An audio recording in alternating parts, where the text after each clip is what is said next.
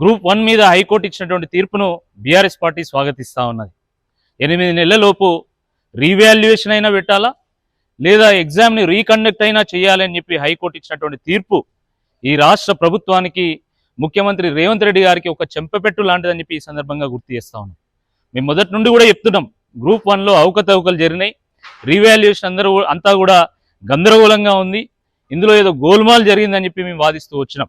అంగట్లో కూరగాయలు అమ్ముకున్నట్టు ఈ పోస్టులను అమ్ముకున్నారేమో అన్నటువంటి అనుమానాన్ని కూడా మేము వ్యక్తం చేసినాం. తెర వెనుక మొత్తం సర్కారీ వారి పాట, సర్కారీ వారి వాటా, సర్కారీ వారి కోటా కొనసాగుతున్నది. కాబట్టి దీని మీద విచారణ చేయాలి, అన్యాయానికి గురవుతున్నటువంటి గ్రూప్ 1 బాధితులకు న్యాయం చేయాలని చెప్పి మేము వాదిస్తూ వచ్చినాము. ఈరోజు హైకోర్టు తీర్పు చూసిన తర్వాత మా వాదననే హైకోర్టు సమర్థించిందని చెప్పి ఈ సందర్భంగా స్పష్టమవుతా ఉంది. ఆ రోజు మేము ఇందులో ఏదో గందరగోళం ఉందని చెప్పి మేము గట్టిగా వాదిస్తే మాకు టీజీపీఎస్సీ నోటీసులు ఇచ్చి మా గొంతు నొక్కేటువంటి ప్రయత్నం చేసింది. మరి ఇప్పుడు ఈ తీర్పు తర్వాత ఈ రాష్ట్ర ప్రభుత్వం రేవంత్ రెడ్డి గారు టీజీపీఎస్సీ మాకు కాదు నిరుద్యోగులకు ఏం సమాధానం చెప్తుంది, గ్రూప్ 1 బాధితులకు ఏం సమాధానం చెప్తుంది అని చెప్పి ఈ సందర్భంగా మేము ప్రశ్నిస్తూ ఉన్నాము. ఇప్పటికైనా రాష్ట్ర ప్రభుత్వం జరిగినటువంటి తప్పుకు క్షమాపణ చెప్పాలి, ముక్కు నేలకు రాయాలి.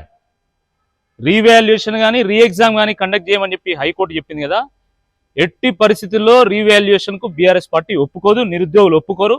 ఎందుకంటే టీజీపీఎస్సీ వ్యవహారం మీద ఎవరికి నమ్మకం లేదు, మీ వాల్యుయేషన్ మీద మాకు నమ్మకం లేదు.